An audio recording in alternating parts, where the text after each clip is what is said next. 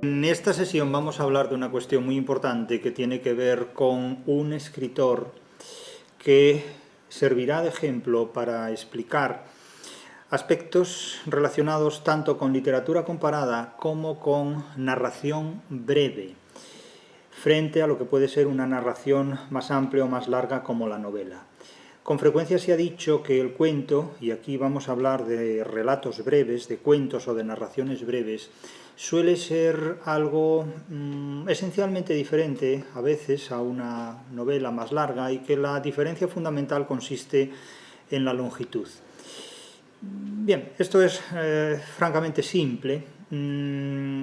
Incluso simple también suele ser advertir que los cuentos son narraciones mucho más sintéticas que una novela. Hay novelas tremendamente sintéticas y hay novelas largas que incluso ni siquiera son novelas, como el caso del Jarama de Sánchez Ferlosio, que es realmente una excelente tomadura de pelo. Pero al margen de todo esto, aquí vamos a hablar de un escritor vigués llamado José Sánchez Pedrosa, cuya antología de cuentos, bajo el título de Contento del Mundo, se publicó en el año 2008 en la editorial Ediciones del Viento de La Coruña. El volumen que cualquier lector puede tener a su disposición es, desde su mismo título, una auténtica parodia realmente sarcástica de cualquier posibilidad de estar contento con el mundo. De hecho, Contento del Mundo, insisto, es la más desafiante ironía que puede encabezar un relato de cuentos como los que aquí se contienen. No por casualidad, el libro de José Sánchez Pedrosa se inicia con una cita de Fernando Pessoa, procedente del libro del Desasosiego, que dice literalmente así: si me preguntarais si soy feliz, os respondería que no lo soy. Al margen de que la felicidad sea una cuestión realmente mítica en nuestra sociedad, que con frecuencia se utiliza como un recurso mercantil, un recurso para vender productos que supuestamente producen la felicidad, como se puede vender, pues no lo sé, una botella de agua fresca para refrescar la garganta, y del mismo modo se utiliza la felicidad como una mercadería vendible. Al margen de toda esta mitología, que deja de ser mitología cuando se convierte en mercado, lo cierto es que este libro transmite una visión del ser humano completamente ácida, completamente crítica, completamente decepcionante, que retoma los postulados más contundentes, más enérgicos, más crudos del siglo de oro español. El siglo de oro español, ante todo, es una producción literaria en particular y artística y cultural en general, pero literaria en particular, que pone sobre todo el dedo en la llaga del desengaño, hasta tal punto de transmitir una visión completamente clara acerca de que quien no vive en el desengaño de la vida vive en la ignorancia de la realidad. Es decir, quien no vive en el desengaño de las apariencias vive completamente en la ignorancia de la realidad. Y este libro ya no solo da, por supuesto, este planteamiento que acabo de enunciar, sino que incluso va mucho más allá, mucho más lejos de todo esto. Las características fundamentales de estos relatos consisten en presentar a seres humanos comunes y corrientes, seres humanos como podrían ser mis oyentes o yo mismo, como podríamos ser cualquiera de nosotros, que adolecen de unas patologías tan aparentemente naturales e insólitas que les inducen con frecuencia al suicidio, al homicidio y desde luego al fracaso, pasando habitualmente por sanatorios psiquiátricos. Es esta literatura una literatura que, insisto, pone el dedo en la llaga de la vida moderna, de la modernidad, porque lo que viene a plantear es que el exceso de determinados logros y el uso indebido de estos logros provoca el fracaso del ser humano como individuo y como miembro de una sociedad, como miembro de una colectividad. No hay ningún solo ideal, ningún solo referente que no resulte aquí completamente abatido, completamente destruido, completamente desmitificado, desde todos los puntos de vista y referentes que podamos imaginarnos. A mi juicio, se trata de una obra completamente original, completamente valiosa y de la que el autor lamentablemente ya no espera nada. El autor falleció, si mis datos no son incorrectos, en el mes de enero del año 2020. Por lo tanto, esta sesión académica tiene mucho de homenaje y de memoria a un autor a quien yo personalmente no conocí y que lamento mucho no tener la posibilidad de conocer.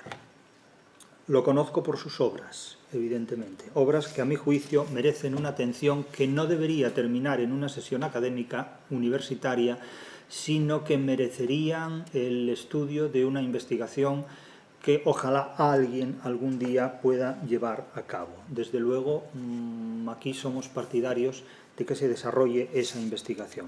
Y ya sin más dilación vamos a entrar en la materia de algunos de estos relatos y establecer entre ellos una serie de interpretaciones que, llevadas a cabo desde los presupuestos metodológicos de la crítica de la razón literaria, que es la obra que aquí tomamos como referencia, nos permitirán entender mejor no solo la obra literaria de este autor prematuramente fallecido, sino también sobre todo el concepto que de las ideas que se objetivan en sus materiales literarios nos permitirán interpretar mejor el mundo en el que vivimos. Ya hemos dicho muchas veces que la literatura mide el grado de racionalismo del que dispone una determinada sociedad.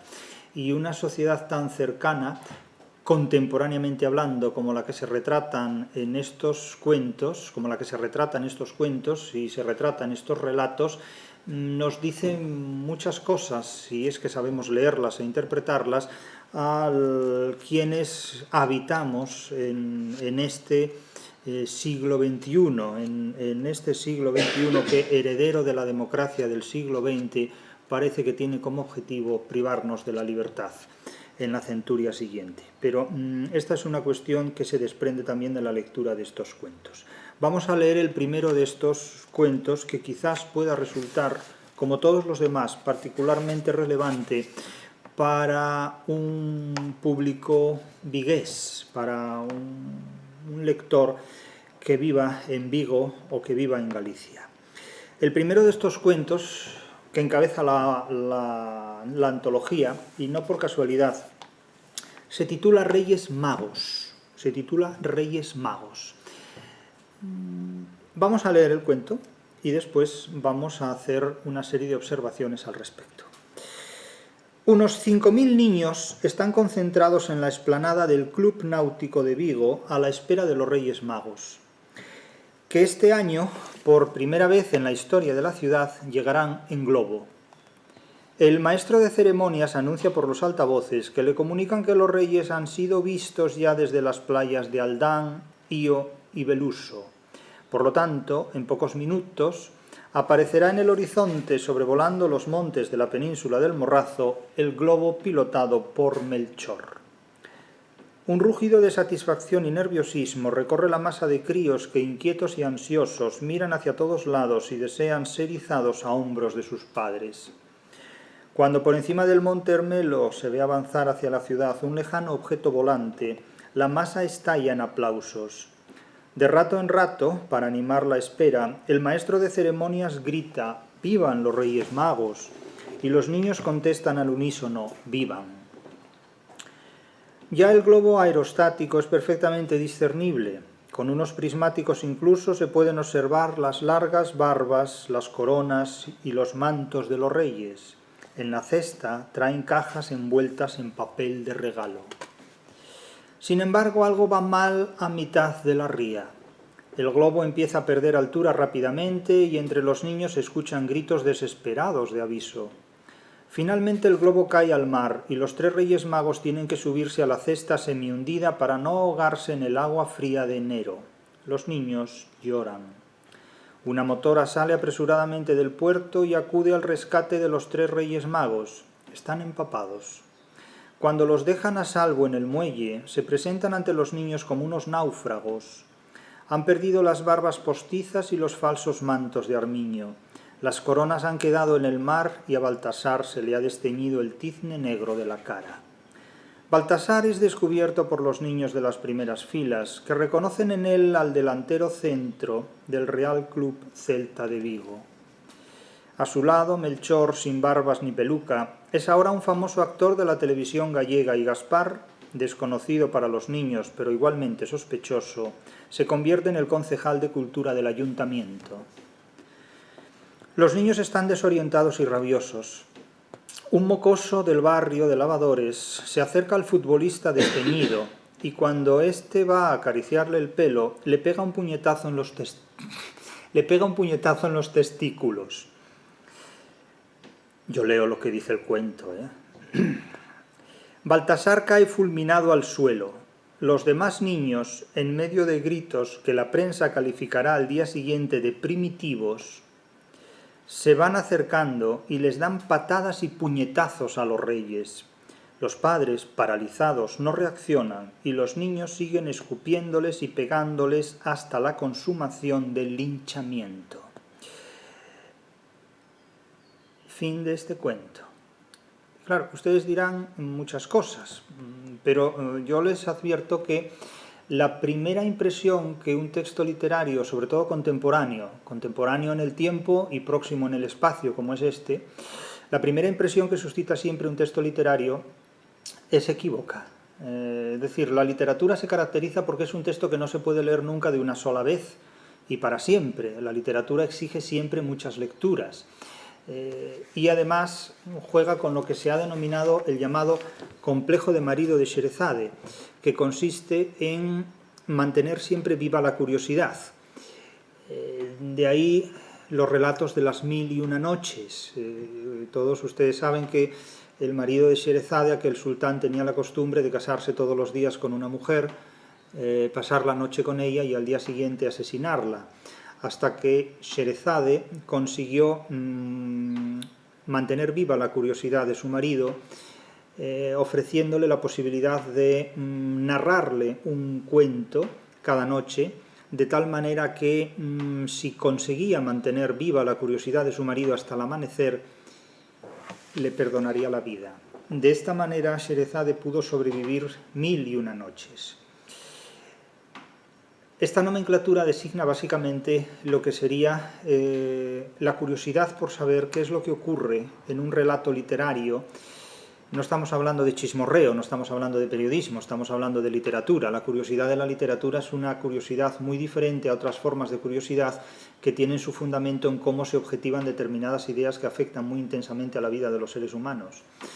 Pero en el caso que aquí nos ocupa, los cuentos, estos relatos son particularmente sintéticos y se caracterizan sobre todo por una expresión dialéctica. Ustedes habrán notado que el relato tiene dos partes claramente diferenciadas, la ilusión y el desengaño. Pero es que se añade un aspecto más. Yo no sé si ustedes se han fijado en la última palabra del cuento. La última palabra es linchamiento. Como no quiero hablar de memoria, si ustedes van a lo que ortodoxamente, lexicográficamente, el diccionario define como linchamiento, les voy a leer lo que el diccionario dice al respecto, porque es muy revelador. Y la literatura no se equivoca, la literatura no se escribe como se escribe el periodismo. La literatura es un diccionario en el que todas y cada una de las palabras, homónimas y polisémicas, tienen un significado específico y diferente en cada texto y en cada contexto. De tal manera que la semántica literaria de las palabras no las resuelve necesariamente un diccionario lexicográfico, sino un diccionario literario que está constituido por todas y cada una de las obras literarias que se han escrito a lo largo de la historia. Es decir, que la riqueza semántica de las palabras literarias no se agota en el diccionario. ¿Por qué? Pues porque en literatura las palabras tienen un significado que rebasa el significado de los diccionarios. A pesar de todo, aquí vamos a ver ¿qué es lo que se entiende en español por linchamiento? La acción de linchar. ¿Y qué es linchar? Linchar es ejecutar sin proceso y tumultuariamente a un sospechoso o a un reo. Estos reyes magos fingidos no son reos. hasta que el tumulto infantil se apodera de ellos y los lincha, los mata, los asesina, los ejecuta. El cuento no tiene un desenlace muy gracioso, el cuento es una tragedia, el cuento es un crimen cometido por niños, es un asesinato cometido por niños, pero en unas condiciones que vamos a explicar ahora mismo de manera inmediata. Nótese que la palabra linchar penetra en el español como influencia del inglés, es decir, del linchamiento británico, más concretamente estadounidense.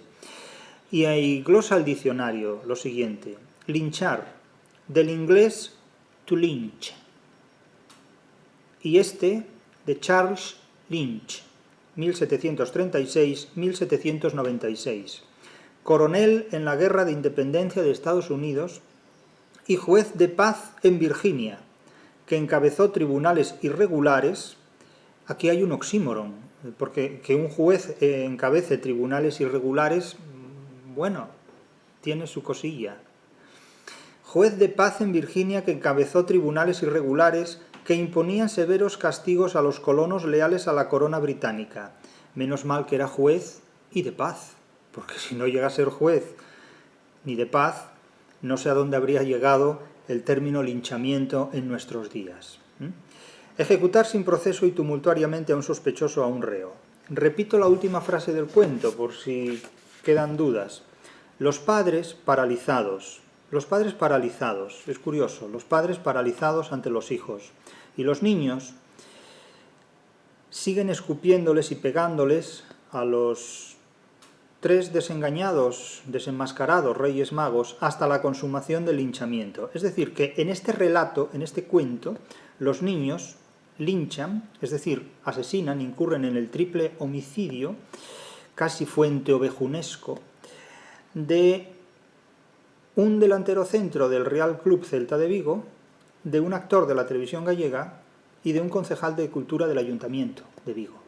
En el cuento, estamos hablando de ficción. La ficción es una materia que carece de existencia operatoria.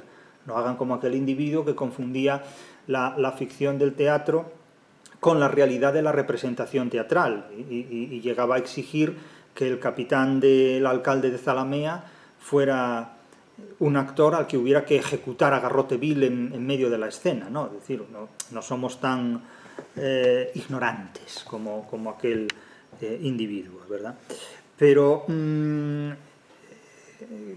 evidentemente resulta muy difícil leer un relato de esta naturaleza con un geolocalizador tan explícito, porque está hablando de Vigo, porque está hablando de ficciones que ponen el dedo en la realidad de una manera grotesca. No me dirán que no es grotesco un puñetazo en los testículos de un delantero centro, llevado a cabo por un niño, o sea, no por un rival de un equipo contrario ni una situación de esta naturaleza. Es decir, todos los cuentos tienen una de las formas explícitas de la materia cómica, que es lo grotesco. Lo grotesco consiste en combinar dos elementos absolutamente incompatibles entre sí. Uno de estos elementos es el elemento que provoca la risa y otro es el elemento absolutamente incompatible con la risa. Eso es lo grotesco. Víctor Hugo consideraba que lo grotesco era una de las categorías fundamentales del arte romántico y, de hecho, el jorobado de Notre Dame es la máxima expresión de lo grotesco, que tiene además su origen en la visión cavernícola, en la visión de lo grutesco, de las grutas, cuyos relieves contorneados al paso de la luz de las antorchas provocaban la ilusión óptica de risas macabras o de figuras realmente grotescas, de ahí la denominación de lo grotesco. No hay ni un solo relato de José Sánchez Pedrosa en el que lo grotesco no haga acto de presencia y con un valor semántico que se mantiene hasta el final del cuento, hasta el final del relato.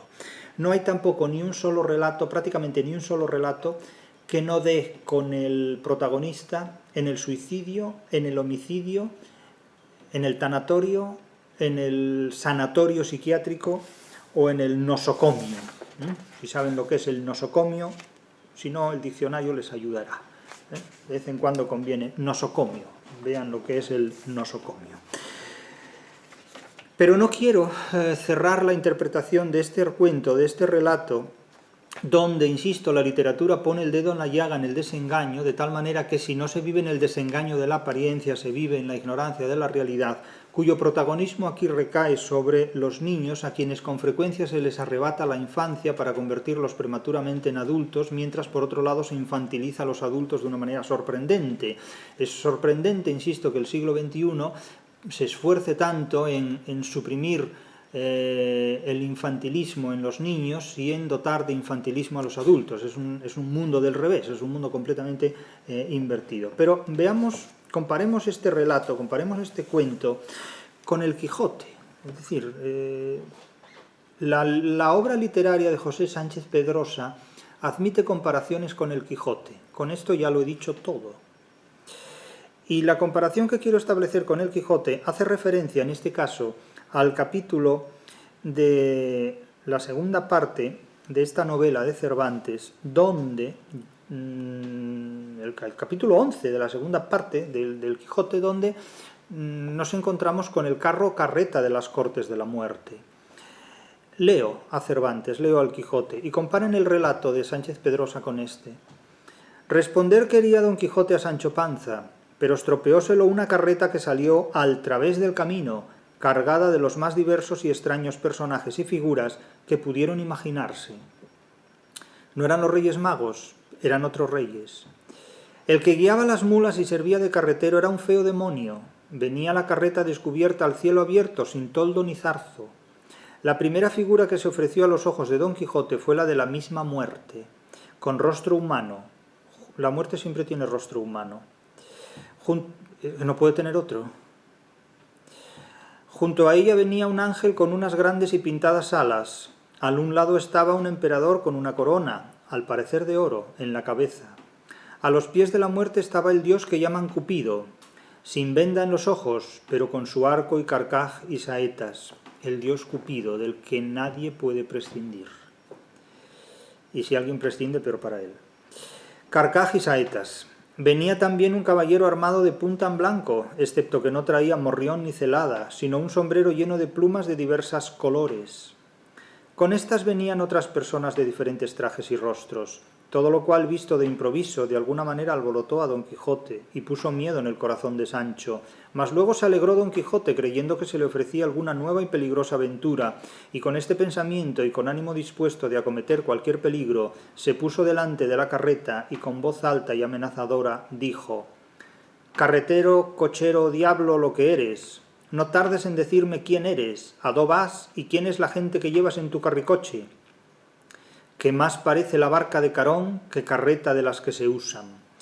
Nótese que toda la descripción de estas figuras que aparecen en el carro carreta de las Cortes de la Muerte es netamente barroca, no hay ningún idealismo, es decir, Cupido está sin la venda en los ojos, aunque con sus instrumentos de herir de amor, la flecha y el carcaj. Los caballeros están prácticamente desarmados, como Velázquez retrata al dios Marte caído y totalmente perezoso y desdejado. Es decir, el resto de los personajes parece que no tienen vida y mantienen simplemente las apariencias de lo que tal vez un día fueron. Es la imagen básicamente que del barroco se tiene ante la realidad, es una imagen de desengaño. A lo cual, mansamente, deteniendo el diablo la carreta, respondió: «Señor, nosotros somos recitantes de la compañía de Angulo el Malo. Hemos hecho en un lugar que está detrás de aquella loma esta mañana, que es la octava del Corpus, el auto de las Cortes de la Muerte. Y hémosle de hacer esta tarde en aquel lugar que desde aquí se parece, y por estar tan cerca y excusar el trabajo de desnudarnos y volvernos a vestir, nos vamos vestidos con los mismos vestidos que representamos. Aquel mancebo va de muerte, el otro de ángel, aquella mujer que es la del autor va de reina». El autor de comedias es el director de la compañía de teatro, no el que escribe las comedias. «Va de reina, el otro de soldado, aquel de emperador y yo de demonio, y soy una de las principales figuras del auto, porque hago en esta compañía los primeros papeles». Nótese cómo hasta en los momentos más inoportunos la vanagloria del ser humano se manifiesta. Yo soy el primero de todos, ¿no? Soy el primer violín de la orquesta. «Si otra cosa vuestra merced desea saber de nosotros, pregúntemelo, que yo se lo sabré responder con toda puntualidad, que como soy demonio, todo se me alcanza». Nótese que no pierden ni siquiera el sentido del humor. Estando en estas pláticas, quiso la suerte que llegase uno de la compañía que venía vestido de bojiganga con muchos cascabeles, y en la punta de un palo traía 3 vejigas de vaca hinchadas, el cual moharracho, llegándose a Don Quijote, comenzó a esgrimir el palo y a sacudir el suelo con las vejigas y a dar grandes saltos sonando los cascabeles, cuya mala visión así alborotó a Rocinante, que sin ser poderoso a detenerle Don Quijote, tomando el freno entre los dientes, dio a correr por el campo con más ligereza que jamás prometieron los huesos de su notomía. Sancho, que consideró el peligro en que iba su amo de ser derribado, saltó del rucio y a toda priesa fue a valerle, pero cuando a él llegó ya estaba en tierra, y junto a él Rocinante, que con su amo vino al suelo, ordinario fin y paradero de las lozanías de Rocinante y sus atrevimientos. Mas apenas hubo dejado su caballería Sancho por acudir a Don Quijote, cuando el demonio bailador de las vejigas saltó sobre el rucio y sacudiéndole con ellas el miedo y el ruido, más que el dolor de los golpes, le hizo volar por la campaña hacia el lugar donde iban a hacer la fiesta. Miraba Sancho la carrera de su rucio y la caída de su amo, y no sabía cuál de las dos necesidades acudiría primero, pero en efecto, como buen escudero y como buen criado, pudo más con él el amor de su señor que el cariño de su jumento, puesto que cada vez que veía levantar las vejigas en el aire y caer sobre las ancas de su rucio, eran para él tártagos y sustos de muerte, y antes quisiera que aquellos golpes se los dieran a él en las niñas de sus ojos que en el más mínimo pelo de la cola de su asno. Nótese como mucho antes que en el siglo XXI el cariño por el animal no admitía dudas. Con esta perpleja tribulación llegó donde estaba Don Quijote harto más maltrecho de lo que él quisiera, y ayudándole a subir sobre Rocinante, le dijo: «Señor, el diablo se ha llevado al rucio». «¿Qué diablo?», preguntó Don Quijote. «El de las vejigas», respondió Sancho. «Pues yo le cobraré», replicó Don Quijote, «si bien se encerrase con él en los más hondos y escudos calabozos del infierno. Sígueme, Sancho, que la carreta va despacio y con las mulas de ella satisfaré la pérdida del rucio». «No hay para qué hacer esa diligencia, señor», respondió Sancho. «Vuestra merced temple su cólera, que según me parece ya el diablo ha dejado al rucio y vuelve a la querencia». Y así era la verdad, porque habiendo caído el diablo con el rucio por imitar a Don Quijote y a Rocinante, el diablo se fue a pie al pueblo y el jumento se volvió a su amo. «Con todo eso», dijo Don Quijote, «será bien castigar el descomedimiento de aquel demonio en algunos de los de la carreta, aunque sea el mismo emperador». «Quítesele a vuestra merced eso de la imaginación», replicó Sancho, «y tome mi consejo, que es que nunca se tome con farsantes». Aquí hay una silepsis o dilogía. El término farsante no remite simplemente a los comediantes, sino a los sofistas, a los que engañan. Tome mi consejo, que es que nunca se tome con farsantes, es decir, nunca te enfrentes a un impostor. ¿O sí? Pero el consejo que da Sancho es nunca se enfrente inútilmente, es lo que quiere decir con farsantes, que es gente favorecida. Claro, aquí podemos leer la frase en su sentido literal, no se enfrente a actores de teatro que son gente favorecida, o podemos entenderla en su sentido oblicuo, en su sentido recto literal o en su sentido oblicuo o literario. Es decir, nunca se la tome con hipócritas, con sofistas, con engañadores, con impostores, etcétera, ¿no? Que es gente favorecida. «Recitante he visto yo estar preso por 2 muertes y salir libre y sin costas. Sepa vuestra merced que como son gentes alegres y de placer, todos los favorecen, todos los amparan, ayudan y estiman, y más siendo de aquellos de las compañías reales y de título, que todos o los más en sus trajes y compostura parecen unos príncipes». Y Don Quijote porfía, insiste: «Pues con todo», respondió Don Quijote, «no se me ha de ir el demonio farsante alabando, aunque le favorezca todo el género humano». Y diciendo esto volvió a la carreta, que ya estaba bien cerca del pueblo, y iba dando voces, diciendo: «Deteneos, esperad, turba alegre y regocijada, que os quiero dar a entender cómo se ha de tratar a los jumentos y alimañas que sirven de caballería a los escuderos de los caballeros andantes». Tan altos eran los gritos de Don Quijote, que los oyeron y entendieron los de la carreta, y juzgando por las palabras la intención del que las decía, en un instante saltó la muerte de la carreta, y tras ella el emperador, la reina, el diablo carretero, el ángel, sin quedarse la reina ni el dios Cupido, y todos se cargaron de piedras y se pusieron en ala esperando recibir a Don Quijote en las puntas de sus guijarros. Don Quijote, que los vio puestos en tan gallardo escuadrón, los brazos levantados con ademán de despedir poderosamente las piedras, detuvo las riendas a Rocinante y púsose a pensar de qué modo los acometería con menos peligro de su persona. En esto que se detuvo llegó Sancho y, viéndole en talle de acometer al bien formado escuadrón, le dijo: «Asaz de locura sería intentar tal empresa. Considere vuesa merced, señor mío, que para sopa de arroyo y tente bonete no hay arma defensiva en el mundo, sino es embutirse y encerrarse en una campana de bronce, y también se ha de considerar que es más temeridad que valentía acometer un hombre solo a un ejército donde está la muerte, y pelean en persona emperadores, a quienes ayudan los buenos y los malos ángeles. Y si esta consideración no le mueve a estarse quedo, muévale saber de cierto que entre todos los que allí están, aunque parecen reyes, príncipes y emperadores, no hay ningún caballero andante». Realmente no se puede escribir mejor, porque claro, si donde hay reyes hay lo que aquí aparece en el relato también de José Sánchez Pedrosa, y según José Sánchez Pedrosa, donde debería haber reyes hay un futbolista, es crudo decir esto, un concejal de cultura y un actor de la televisión gallega, el desenlace es muy violento. El cuento se las trae, porque de inocente no tiene nada, aunque lo protagonicen niños. Todos los relatos de José Sánchez Pedrosa son de este jaez. Es decir, la reflexión parenética con la que termina el episodio del carro carreta de las Cortes de la Muerte que acabamos de leer en el caso de Cervantes, aún puede detener el error en el que incurriría Don Quijote si agrede a esa comitiva en la que efectivamente está encabezada la muerte, el emperador, los ángeles buenos y malos, la reina, el dios Cupido, es decir, todas las fuerzas vivas de una sociedad.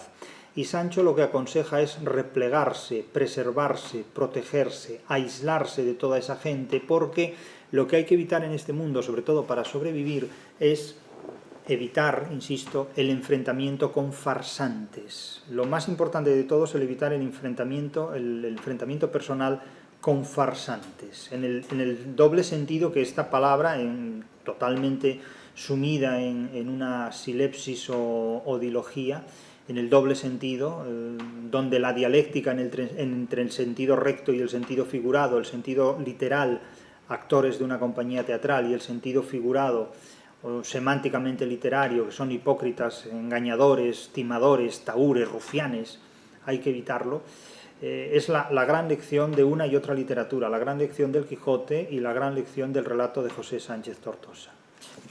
José Sánchez Tortosa es otra persona singularmente valiosa también del sistema educativo actual y cuyas obras sobre educación y el sistema educativo son de referencia, y a ellas nos hemos referido en otro lugar. En este caso hablamos de José Sánchez Pedrosa. Vamos a leer otro cuento de José Sánchez Pedrosa, también enormemente crítico y revelador, en este caso con el sistema universitario. Aunque José Sánchez Pedrosa era profesor de enseñanza media, un singular profesor de enseñanza media, si tengo que juzgar por la calidad de su obra literaria, no deja a la universidad indemne. Y creo que en una cátedra de universidad este relato de Sánchez Pedrosa debe mencionarse y debe exponerse. El relato de Pedrosa en este caso se titula Partículas muy pequeñas.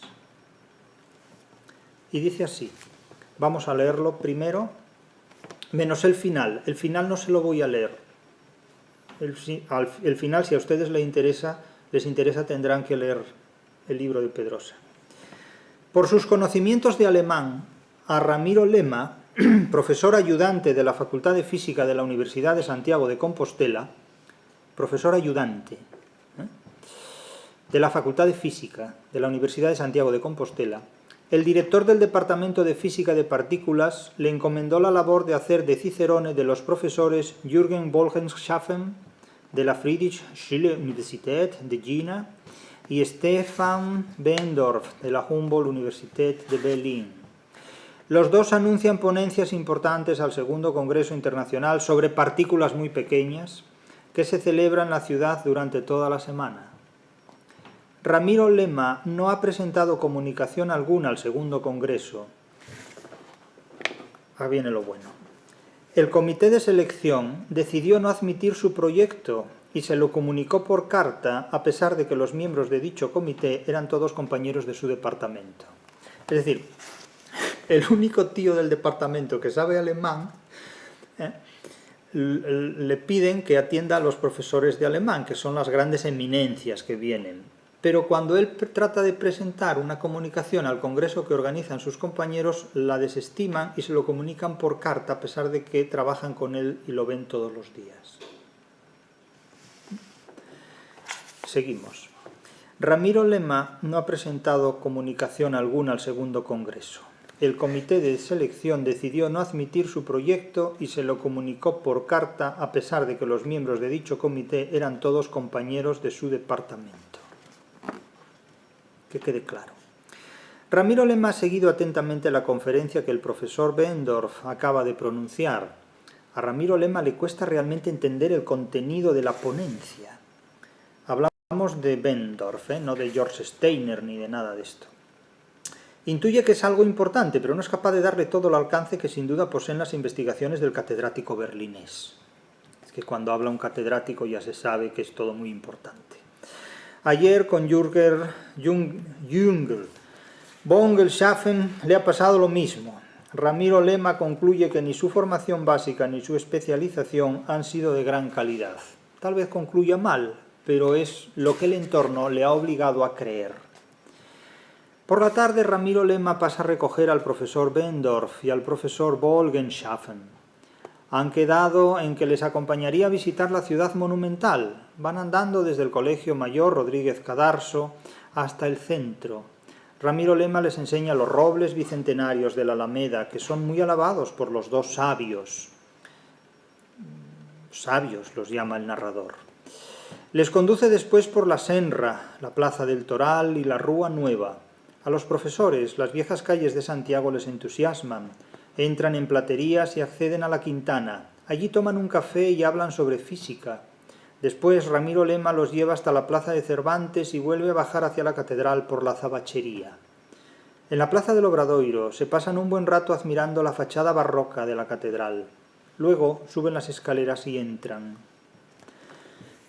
Ramiro Lema les explica a los dos profesores alemanes el pórtico de la gloria. Bueno, yo no sé si se habrán dado cuenta de todo lo que significa esta frase. Ramiro Lema les explica a los dos profesores alemanes el pórtico de la gloria. Son muy sabios, pero hay que explicarles el pórtico de la gloria. En el tímpano les dice mientras ellos contemplan las imágenes extasiados. Se representa el juicio final según el Apocalipsis de San Juan. Cristo preside la escena, acompañado de ángeles que portan los instrumentos de la pasión. Rodeado el conjunto, los 24 ancianos del Apocalipsis que tocan instrumentos musicales. El enorme peso del tímpano, afirma, lo soporta el parteluz, que en su parte superior sujeta una gran estatua del apóstol Santiago y en la inferior el árbol de Jesé. Esta mano, dice Ramiro Lema a los alemanes, es la huella que han dejado en el parteluz miles y miles de peregrinos que durante siglos se han apoyado aquí. La explicación prosigue por la cara posterior del parteluz. Esta imagen arrodillada, les explicó Ramiro Lema a los profesores alemanes, es el autorretrato del maestro Mateo, que se representó a sí mismo en reverente postración ante el altar. Para nosotros, afirma Ramiro Lema, el maestro Mateo es símbolo de sabiduría y la leyenda popular dice que, para que se transmita su inteligencia, los estudiantes deben dar un golpe con su cabeza en la del maestro. Así, dice. El cuento termina en el párrafo siguiente que me van a permitir que yo, abusando de su complejo de marido de Sherezade, aunque no esté casado con ustedes, les invite a que lo lean, si es que despierta su curiosidad. El desenlace es el que sabrá el que leyere el cuento. Partículas muy pequeñas. No cabe mayor ironía respecto al conocimiento, la ciencia y la universidad. Y ahora permítanme que lea para concluir un último relato que se titula Embrutecimiento. Es también un relato sumamente breve, sumamente sintético y sumamente dialéctico, con una capacidad crítica sobre el mundo contemporáneo que no deja lugar a la menor duda. Yo no quisiera haberme perdido nunca lo que habría sido la obra de José Sánchez Pedrosa si este autor hubiera seguido vivo y pudiera haber escrito más relatos o incluso alguna narración más amplia, una novela, pero por desgracia no lo sabremos nunca. Vamos al último de estos relatos, Embrutecimiento. En un proceso lentamente madurado a lo largo de los años, Félix Campos decidió comprobar a principios de los 90 qué era necesario para vivir y qué imprescindible. Convencido de que su malestar procedía de la civilización que le rodeaba, Félix Campos inició una depuración de su vida que le debería llevar, según él, simplemente a vivir. Comenzó dejando de leer la prensa. El alivio que sintió fue inmediato. No me extraña, no me resisto a añadir. Renunció por otra parte al cine, la radio y la televisión. Con el tiempo prescindió también de su mujer. Tras 24 años de matrimonio no le costó trabajo alguno. A título personal diré que con esta afirmación no estoy de acuerdo, no la suscribo y no río la gracia si la tiene. Allá cada cual.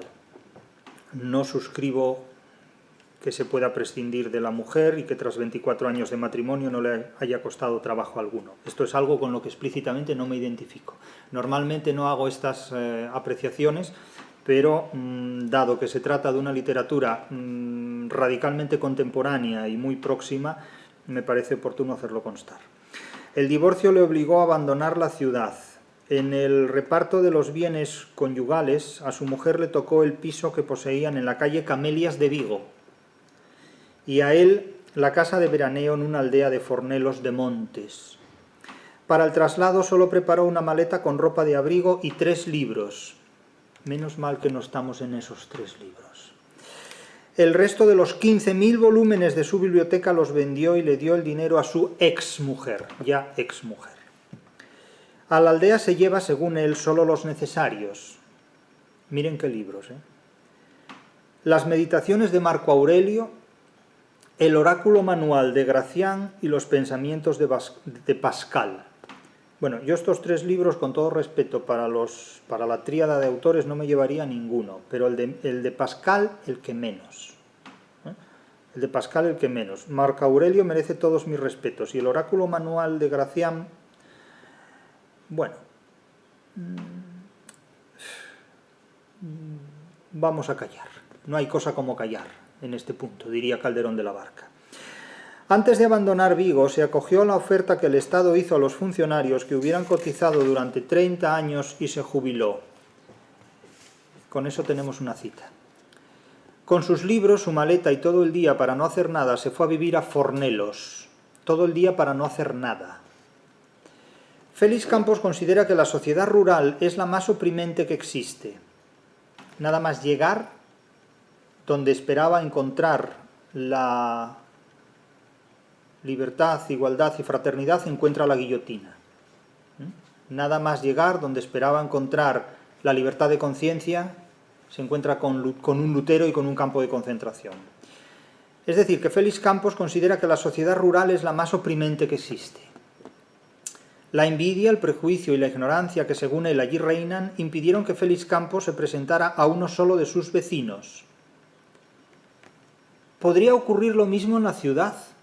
Puede ocurrir que cualquiera de estas características, envidia, prejuicio e ignorancia, impidan presentarse a nuestro vecino, aunque sea el de la puerta de al lado. Esto da absolutamente igual que sea en una ciudad que en el rural. Lo que no da absolutamente igual es que lo haga constar el narrador del cuento. Esto es lo que ya tiene un valor semántico específico en la obra literaria. La obra literaria no tiene por qué confirmar nuestras expectativas, ni tiene por qué enfrentarse a ellas. Instituye su propio sistema de valores articulado en una función específica que es su propio estatuto ficcional. De este modo, la soledad, que él consideraba como un requisito indispensable para conseguir sus propósitos, le vino dada de manera casi natural, como un condicionante exterior más que como una autoimposición.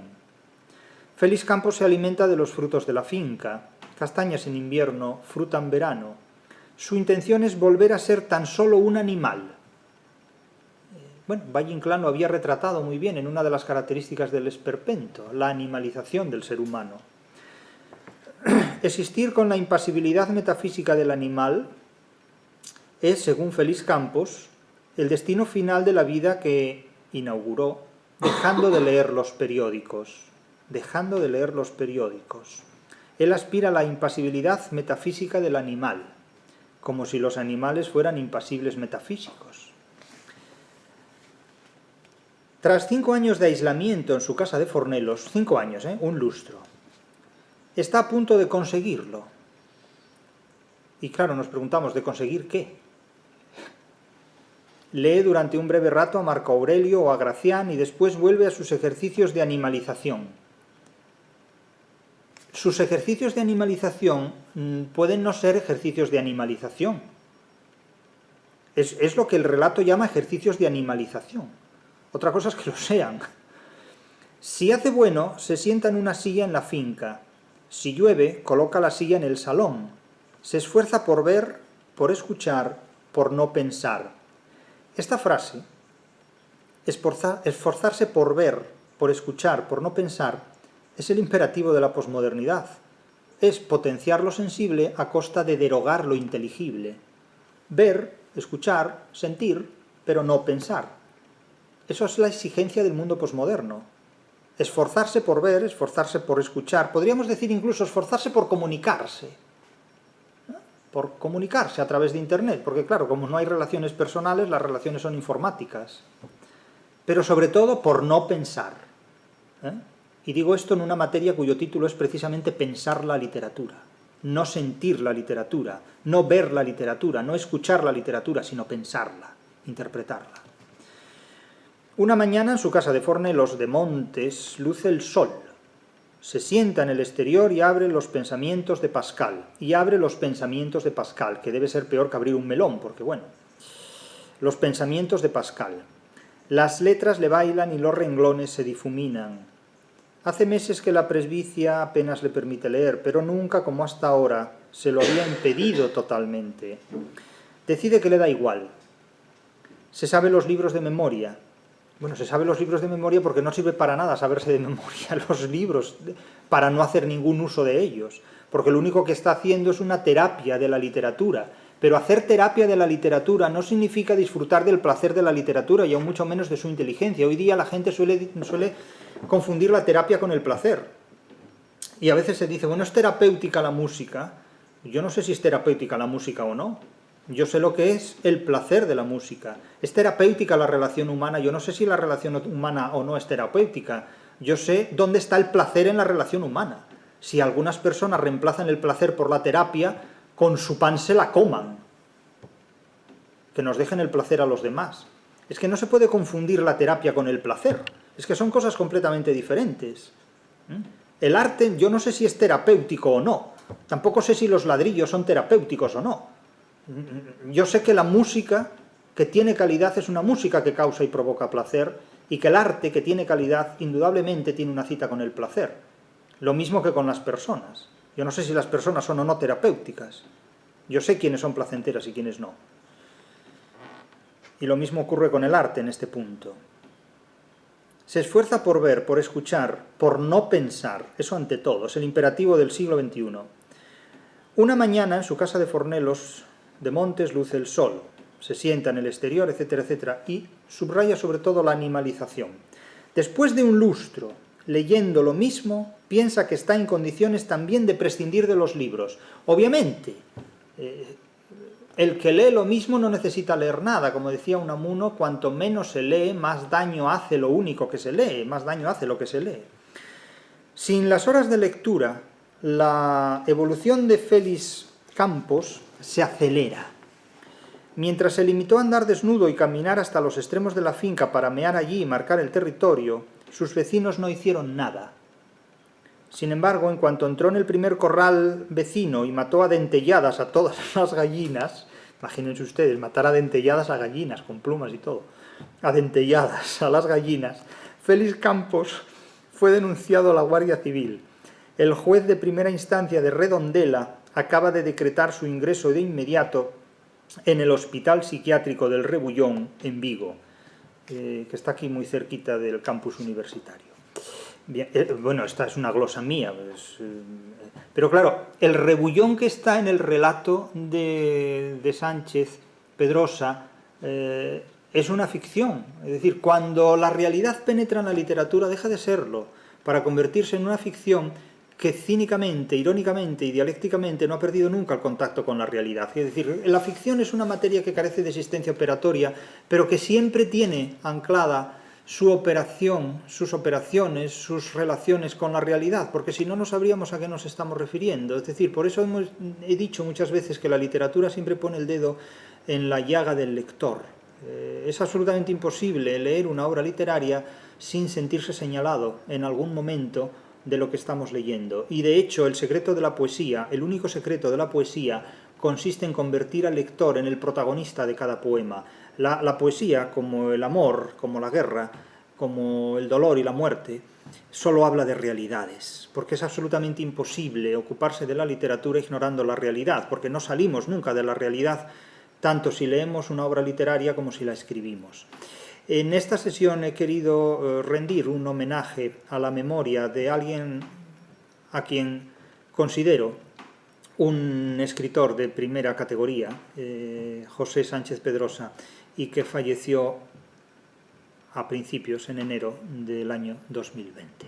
Ojalá su obra no quede en el olvido y que alguien, el mayor número posible de personas, se dediquen a estudiarla y a interpretarla, porque su obra tiene una actualidad que, como la de Orwell, la de George Orwell, es cada día más inquietante.